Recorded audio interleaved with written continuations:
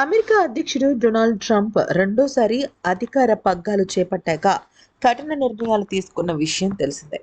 అయితే make America great again అంటే మగాలో భాగంగా దేశంలోని వలసదారులను తిరిగి స్వదేశాలకు పంపించారు. అలాగే స్థానికులకే ఉపాధి ఉద్యోగాలు పేరుతో విదేశీయులు ఉద్యోగం నుంచి తొలగించడము జరిగింది. అంతేకాక ప్రపంచవ్యాప్తంగా అనేక దేశాలపై టారిఫ్లు విధించడం కూడా జరిగింది. తాజాగా భారత్ పైన 50% టారిఫ్ విధించింది ట్రంప్. అయితే ఇక రష్యా నుంచి భారత్ చమురు కొనుగోలు చేస్తుందన్న కారణంతోనే ఈ నిర్ణయం తీసుకున్నారు. ఈ సుంకాలు ఆగస్టు 27వ తారీఖు నుంచి అమల్లోకి వచ్చేసాయి. అయితే ప్రపంచవ్యాప్తంగా అనేక దేశాలపైన ట్రంప్ టారిఫ్ వార్ ప్రకటించిన నేపథ్యంలో అమెరికాపై ఆయా దేశాలు ఆచితూచే వ్యవహరిస్తున్నాయి. ఈ క్రమంలో అమెరికాకు పోస్టల్ సర్వీసులను నిలిపివేస్తూ నిర్ణయం తీసుకుంటున్నాయి. ఈ జాబితాలో ఇప్పటివరకు ఒకటి కాదు, రెండు కాదు, ఏకంగా 25 దేశాలు వచ్చి చేరాయి. భారత్ ఇటీవల కీలక నిర్ణయం తీసుకుంది. ఆగస్టు 25 నుంచి భారత్ అమెరికాకు పోస్టల్ సేవలను నిలిపివేసింది. జూలై 30, 2025న అమెరికా ప్రభుత్వం జారీ చేసిన ఉత్తర్వుల తర్వాత ఈ నిర్ణయం తీసుకుంది. ఇలా భారత్తో పాటు 25 దేశాలు పోస్టల్ సర్వీసులను నిలిపివేయాలి అంటూ యుఎన్లోని యూనివర్సల్ పోస్టల్ యూనియన్ తాజాగా వెల్లడించింది. పోస్టల్ ప్యాకేజీలపై అమెరికా పన్ను మినహాయింపు ఉపసంహరించుకున్న నేపథ్యంలోనే ప్రపంచవ్యాప్తంగా భారత్తో పాటు ఇప్పటి వరకు 25 దేశాలు అమెరికాకు పోస్టల్ సర్వీస్ నిలిపివేసినట్టు తెలుస్తుంది. యుఎన్ విభాగం దీన్నే స్పష్టం చేసింది. ఇప్పటికే భారత్ సహా France, Germany, Australia, Norway, Switzerland, Thailand, Taiwan దేశాలు ఈ ప్రకటన చేసిన సంగతి తెలిసిందే. జూలై 30న అమెరికా యంత్రాంగం జారీ చేసిన ఉత్తర్వుల ప్రకారం $800 విలువైన వస్తువుల పైన ఉన్న పన్ను మినహాయింపులను ఉపసంహరించుకుంది. ఇక రష్యా నుంచి భారీగా ముడి చమురును కొంటున్న కారణంతో అమెరికాపై భారత్పై అమెరికా అధ్యక్షుడు ట్రంప్ అప్పటికే ఉన్న 25% సుంకాన్ని మరొక 25% అదనపు సుంకంగా విధించి ఎక్స్ట్రాగా 25 అంటే టోటల్గా 50% టారిఫ్ అనేది విధించడం జరిగింది. ఉక్రెయిన్ రష్యా మధ్య 3 ఏళ్లుగా జరుగుతున్న యుద్ధాన్ని నిలిపివేసేందుకు, రష్యా ఆర్థిక మూలాలను దెబ్బతీసేందుకు ట్రంప్ భావించి అసలు సంబంధం లేని భారత్ పైనే ఈ రకంగా ట్రంప్ టారిఫ్లు విధించారు. అయితే ఇక విషయంలోకి వచ్చినట్టయితే అసలు ఎందుకని ట్రంప్ ఈ రకంగా చేశాడనేది అక్కడ ట్రంప్ ఉప ప్రెసిడెంట్ అంటే వైస్ ప్రెసిడెంట్ అయిన జేడీ వ్యాన్స్ చెప్తూ అసలు భారత్ మాకు ఎప్పుడూ మిత్రులేనని, భారత్తో మాకు ఎటువంటి శత్రుత్వము లేదని, అయితే మాకున్నదంతా ఒకటే ఒక విషయం అని, అదేంటి అంటే మేము రష్యాతో యుద్ధం ఆపేయడానికి కోసమే ఇదంతా చేస్తున్నాము అంటూ చెప్పడం జరిగింది. ఫ్రెండ్స్, ఇప్పుడు ఒక్క మాటలో నేను విషయం చెప్పాలి ఏంటి అంటే, ఊరు మంచిదైతే అంటే నోరు మంచిదైతే ఊరు మంచిదవుతుంది. అలాగే మనం అభివృద్ధి చెందాలి అంటే, ఒక దేశం అభివృద్ధి చెందుతుంది అంటే దాదాపుగా మన మన ప్రపంచంలో 180, 190 దేశాలు ఉన్నాయి. 193 దేశాలు ఉన్నాయి దగ్గర దగ్గర. ఓకే, ఇంకా ఎక్కువ ఉండొచ్చు, ఒకటి తక్కువ ఉండొచ్చు. కానీ ప్రతి దేశం వేరే దేశంతో శత్రుత్వం పెట్టుకోకుండా మిత్రత్వం పెట్టుకుంటూ ముందుకు నడుస్తూ వచ్చింది. అలాగే మన భారత్ లాంటి దేశం ఎలా ఉంటుందంటే చాలా అంటే చాలా పీస్ఫుల్గా, అంటే ఎప్పుడు కూడా గొడవలు కొట్లాట్లు కాకుండా, యుద్ధం వైపు కాకుండా చర్చ వైపే ఎక్కువ మొగ్గు చూపిస్తుంది.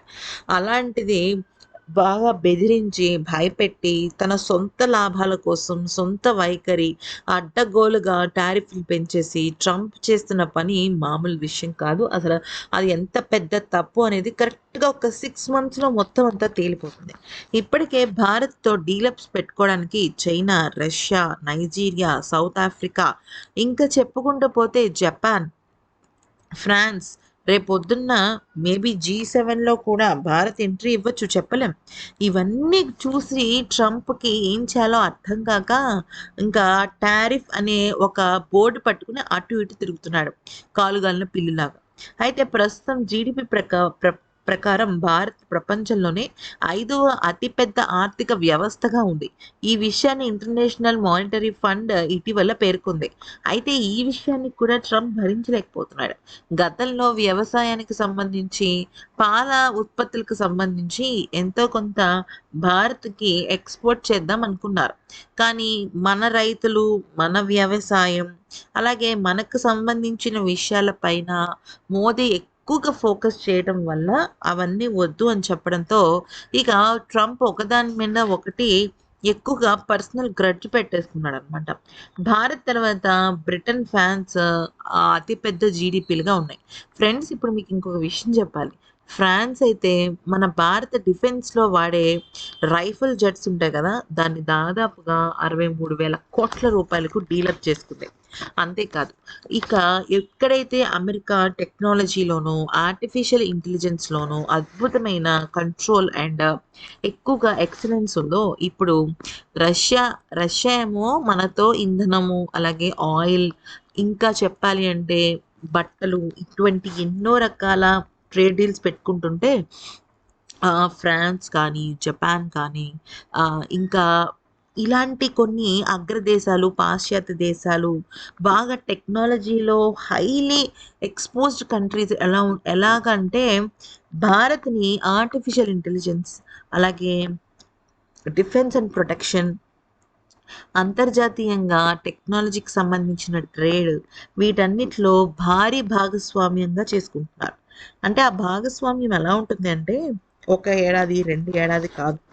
ఏకంగా 2038 వరకు డీల్ ఉంటుందన్నమాట. అంటే దాదాపుగా ఇక్కడి నుంచి 13 ఏళ్ళు. 13 ఏళ్లలో భారత్ అటు ఫ్రాన్స్‌తోనూ, ఇటు జపాన్‌తోనూ హై టెక్నాలజీకి సంబంధించిన ట్రేడ్ డీల్స్ పెట్టుకుంటే, మన భారత్ ఎక్కడుంటుంది అంటే అమెరికా కాదు కదా! కొన్ని అగ్రదేశాలు సైతం భారత్‌కు సలాం కొట్టాల్సిందే. మరి ఇంకొక ముఖ్యమైన విషయం ఏంటంటే ఇప్పటికే భారత్ నైజీరియాతో ఈ ఆయిల్‌కి సంబంధించి, ఆయిల్ రిఫైనరీస్‌కి సంబంధించి, అలాగే ఇంకా కొన్ని రకాల ఆయిల్ బావుల్ని తవ్వించే విషయం గురించి డీలప్స్ పెట్టుకుంది. ఎందుకంటే నైజీరియా వాళ్ళతో ఇప్పుడనే కాదు, గతంలో కూడా మనకి మంచి ఫ్రెండ్‌షిప్పే ఉంది. ఇలా ఒక దేశం అని కాదు ఫ్రెండ్స్, ప్రతి ఒక్క దేశం కూడా మన భారత్‌తో అద్భుతమైన డీలప్స్ పెట్టుకుంటున్నారు. కారణం ఏంటి అంటే మన భారత్‌లో యువత కానీ, స్కిల్ సెట్ ఉన్న ఎంప్లాయీస్ కానీ, అసలు ఒకటేంటి ప్రతి విషయంలో కూడా మన భారత్ చాలా ముందడుగు వేస్తుంది. అయితే ఎప్పుడైతే రష్యా, చైనా ఇటువంటి అగ్రదేశాలు భారత్‌తో చేతులు కలిపాయో, ఇక ప్రపంచ దేశాలకు అర్థమైపోయింది. ట్రంప్‌తో ఇది అయ్యేది కాదు. ట్రంప్ అడ్డగోలుగా, పిచ్చి పిచ్చిగా ఏదో కలొస్తే ఆ కలను పట్టుకొని వచ్చి టారిఫ్, టారిఫ్ అంటూ ఇక కళ్ళుదైన కోతిలా అరవడం తప్ప, అంటే ఆఫ్‌కోర్స్ చూడ్డానికి కూడా కొంచెం కోతిలానే ఉంటాడు కానీ, పండు కోతిలా ఉంటాడు. అలాగా అరవడం తప్ప ఏమి పెద్ద చేసేదేమీ లేదు. సో, ఇక్కడ భారత్‌తో టై అప్ పెట్టుకుంటేనే ప్రపంచ దేశాలకి లాభం. అటు జీడీపీ పరంగా, ఇటు స్కిల్డ్ పర్సనాలిటీస్ పరంగా, అటు వనరుల పరంగా, ఒక్కటేంటి అన్ని విషయాల్లో భారత్ నంబర్ 1 అనే చెప్పుకోవాలి. ఫ్రెండ్స్ మరి ఈ వీడియో నచ్చితే లైక్, షేర్ అండ్ సబ్స్క్రైబ్.